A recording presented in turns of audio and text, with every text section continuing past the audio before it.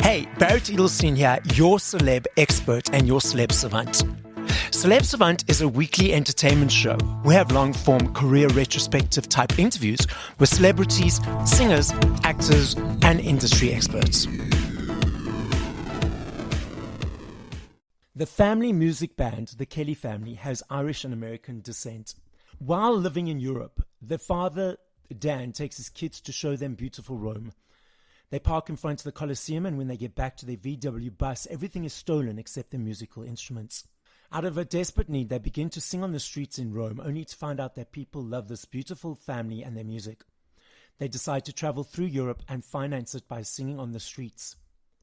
They travel to Venice, Vienna, Zurich, Munich, Paris, London, and many more. They get discovered by a record producer from Polydor and sign their first record deal at the end of the 1970s. Overnight, it becomes a huge success in Central Europe, and they hit the top of the charts with several albums. After going through a number of challenging years and trying times, the family get their second breakthrough in Central Europe in the 1990s. They break all records with the album Over the Hump in 1994 and other albums that follow. The Kelly family sells over 20 million records and receives 40 million platinum and gold records. Over the Hump is still today the 7th placed most sold album in Germany with over 3 million copies. After a number of years of hard work, the family decides to take a break. At this point, Patricia Kelly decides to start a solo career and develops her own sound, which is a crossover of folk, pop, soul, and singer-songwriter. She has a successful solo career that includes albums, singles, and a self-written autobiography, which becomes a Spiegel bestseller. In 2017, the Kelly family decides to reunite and has multiple record-breaking tours around the world. Patricia continues to release number one selling singles and albums the world over. Up next on Celeb Savant, we've got Patricia Kelly. Where do we find you in the world, and how are you doing? First of all, thank you for having me, Barrett. It's a huge honor. I mean, you're in South Africa, and I'm in Germany. I am about the center of Germany. It's called Düsseldorf, not far from Düsseldorf, out in the country. That's at home. I'm actually at home right now. And I am doing very good.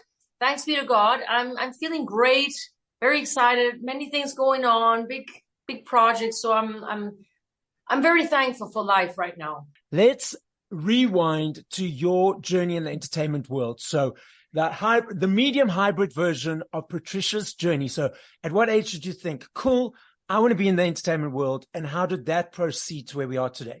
Okay, so here we start. I started at 5.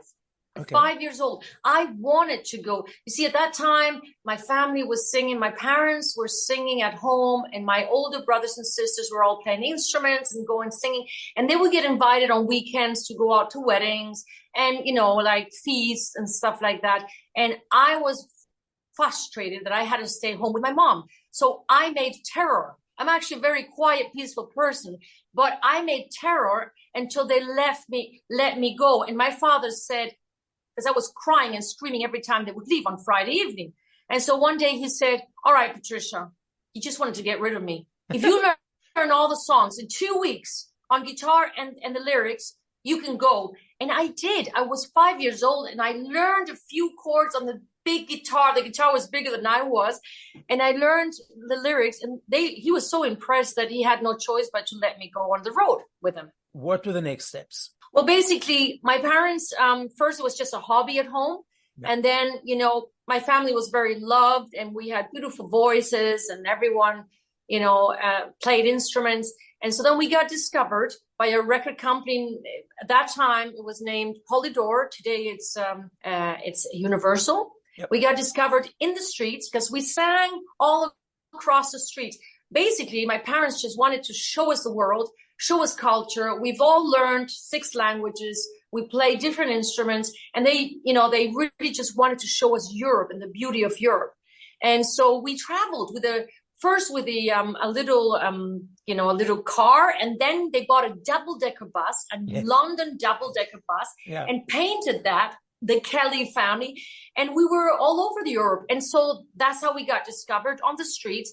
And what do you know, a year later, bang, this is in 1979. Let me see. Yeah, 1979 was the first #1 hit of the Kelly family Europe-wide. Okay. And then, they wanted us everywhere in America, Japan. But then my mom got sick and she got breast cancer and she died a year later. She died in 1982, a year after the discovery of the cancer. And that was a disaster. And so we just pulled back in Spain, where we originally came from, where we lived. Yeah, and then after 10 years, we came back into the big, scene of the show business, and we filled stadiums. I mean, in 1994 was the big breakthrough with An Angel. And then, from that day on, we've just been filling arenas and stadiums. And so we're very thankful. It's been an up and down in our life, our professional life, but nothing new for many bands. You've released solo stuff as yourself, Patricia Kelly, and then you've obviously toured and worked with the band. So what is the difference in your world when you're releasing solo stuff compared to when you're working with your family? All right. Well, when I'm working with my family, the Kelly family, which I believe people know in South Africa, don't they? Is that true? Yes. Oh my God. What songs do you know, actually? Let me know, So that song you mentioned that went to number one and a few others. An Angel? Yes, yeah. An Angel. Do you know Fell in Love with an Alien? Yes. I Can't Help Myself and First Time? Absolutely, yes. Especially I Can't Help Myself, yes. Well, we can't wait to get over there. We got to get over there. Well, the difference, to get back to your question, the difference is when I'm with my family, the Kelly family, I love to be in a team. I am a very big team player, and, you have to adapt somewhat. You kind of have to compromise on your artistic wishes. When I'm doing my solo project, I can full blown just do what I want. Basically, I write my own songs with other co-writers like Daniel Potter, like you mentioned before. Yeah. He's a great friend of mine, and we really had a great session. And we wrote that song Brave, which I love. And Daniel came over to Germany not long ago, and we had a few TV shows. He's an amazing person. I love him. And so I write with co-writers, and basically, but I can express, I'd say, more what I'm going through now. I don't have to adapt to the group. If you ask me, because a lot of people ask me that, what do you like best? I can't choose. I need both. Yeah, totally. So when you're creating music by yourself, from 0 to 3 to 4 minutes, is it an easy process? What motivates it? Let's dive into your creative brain. I write from my heart. I write from what I'm feeling, I'm thinking that day, what's moving me, what is driving me that day. What am I sad? What am I sad about? Am I happy? What am I happy about? I basically really try to just dive in what I am feeling that moment. And I go onto the piano. I just sit on the piano or grab a guitar. And I just really, without thinking, I try to switch off my intellect completely. Okay. And I just first try to really just write from the soul and the heart. And it doesn't matter how bad it is, because that's my core to any song. Then once I have expressed that on some kind of a line, whether it's a chorus or sometimes it's just a verse or both, some songs are there like in 3 minutes, like that's mad, but that's usually an exception. Usually you just put something down and it evolves. And then I go on to the next step. I take those ideas to my sessions with my other co-writers and producers. And then we kind of develop that main core idea, so that way I always feel that my heart isn't there. When I'm singing the songs on stage, it's me, and it's something that I really went through. Because I think there's a difference if you're just a songwriter for other artists or if you're singing it yourself on stage. And I want to transport my audience those feelings, because I believe that we all go through the same thing, just in different forms. Yes. A human is a human. It doesn't matter where they come from, what they are, what they've achieved or not achieved. We're all just a human. We have a beating heart. We have a body, a soul, a spirit. And basically, I think that people can connect better to an artist if he or she is singing something which is really from their own, because then it will be real, you know? So it's about authenticity. Absolutely. Yeah. Yeah. And I try, you know, I'm aware that, you know, I'm not stupid. I mean, nowadays, you know, Spotify has forced artists to cut their songs under 3 minutes, and you got to put a piece of the refrain in the front, you know, up front, or you won't be played, and all these things. But I still try at the first moment when the song is being created, not to think of anything of that. And it's hard, but I do. I just switch it off. And then later on in my session with my co-writers and the producers, then they might say, well, Patricia, this is too long of a song, or we got to, you know, and I'm adaptable to that, but I don't want to destroy the core of it. So you reference Spotify. I love me a CD. I still budget for my CDs every month. I love the experience of ordering it, getting it, unpacking it, the pictures. For me, it's a thank you to you guys for all the hard work you put in. It's an energy exchange. I'm not sure if you're aware that cassettes, CDs, and vinyls are all making a massive comeback. Yes. CDs last year, the bigger sales in 21 years. Vinyls last year, 5.5 million in the UK alone, biggest since 1990. But then you mentioned, as you mentioned, we got these digital platforms. What is your preference or reference of each? I love the cassette. I just love the recording cassette. I'm a big fan of that because there's something very, how should I say? I love seeing that tape rolling, you know, and there's just something so in the moment, because it's like you see the song evolving, you know, the tape is turning around, and you see as the actual pieces the chords are being played through that tape.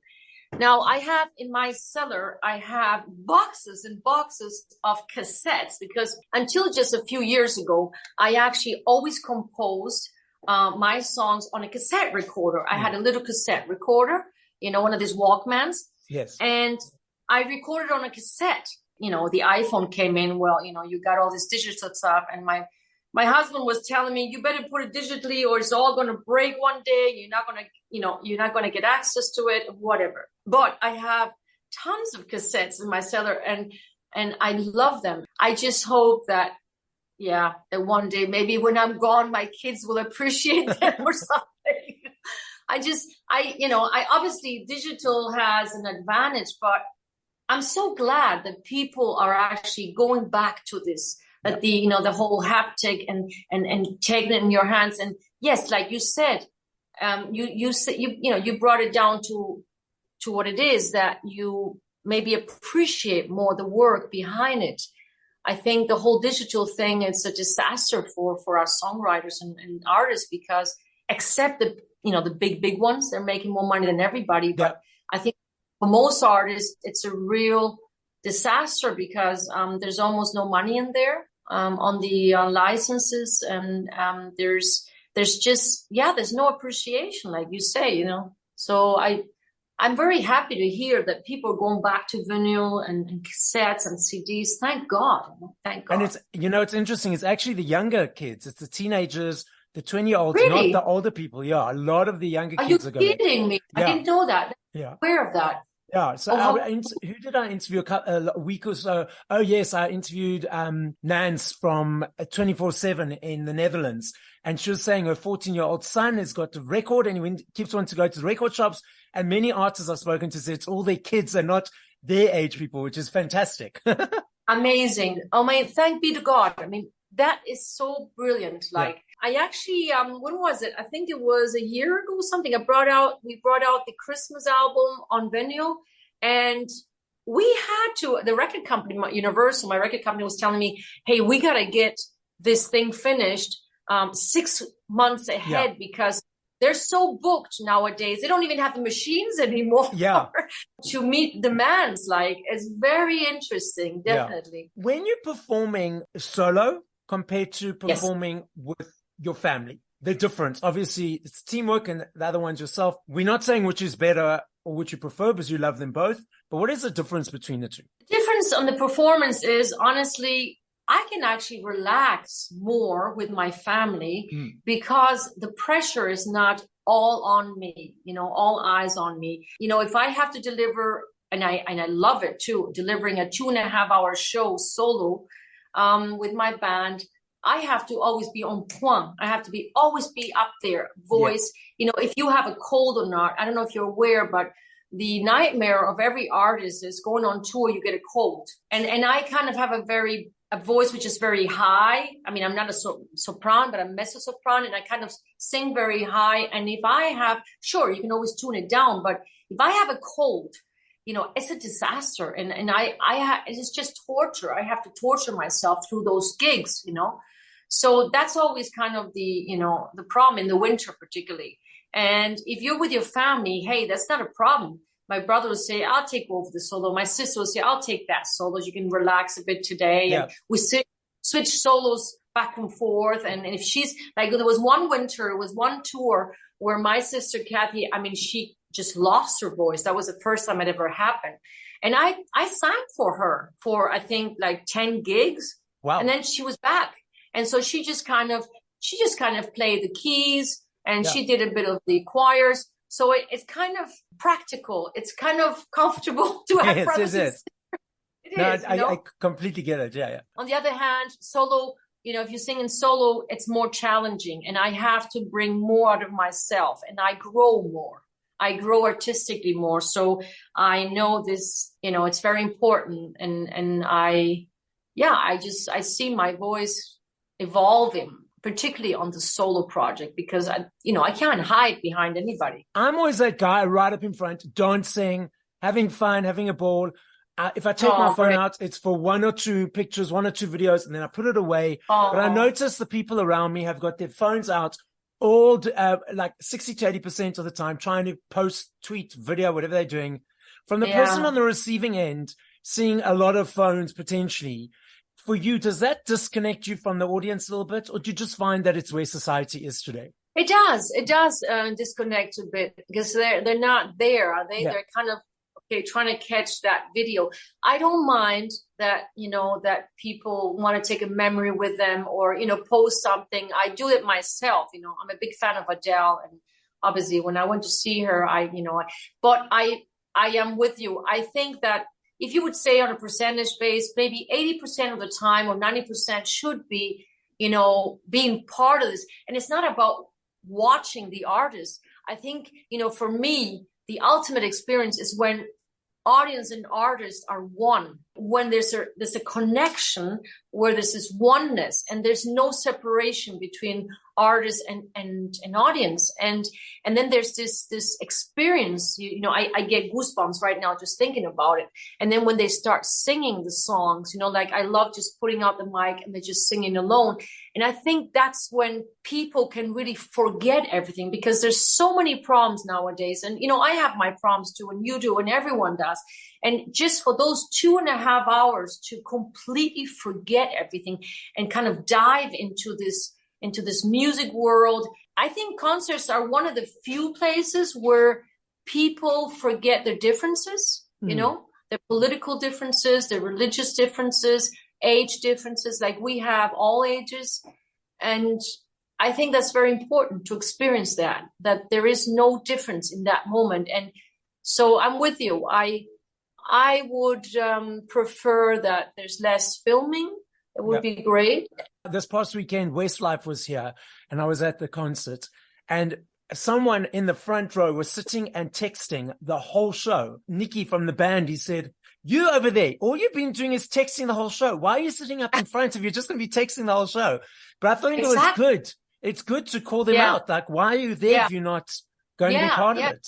Absolutely. So be kind of a wake-up call. Maybe that person didn't even realize it, kind of, Yeah, absolutely. Yeah. No, I agree with you. That's good for him. I mean, okay, you never know. She might have, but if she, if there's a problem at home or something, then she should have gone, she should have left the place and taken care of what's going on. I notice it. A lot of people just kind of like, if you're talking to somebody and then a text comes in and they'll just look at it. And I'm like, I don't do that. I just switch off my phone. If I'm with a friend, I tell my family, listen, I'm out with my friend. If there's anything urgent, just call me, but don't, I'm going to switch off everything because it's just, I mean, we're not going to go crazy now. I think a lot of us are suffering under an overload of digital information, digital messages.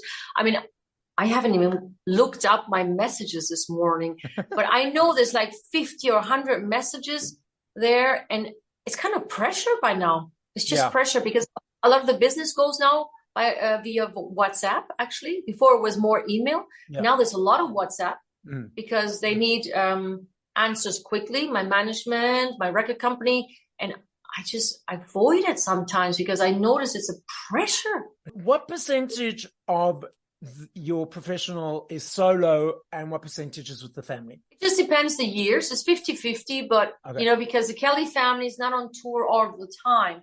Like, we will go on tour and then we'll do 50 gigs and then we'll give it a break for 2-3 years. So there's no overloading there. People have time to save some money for the next tour. Yes.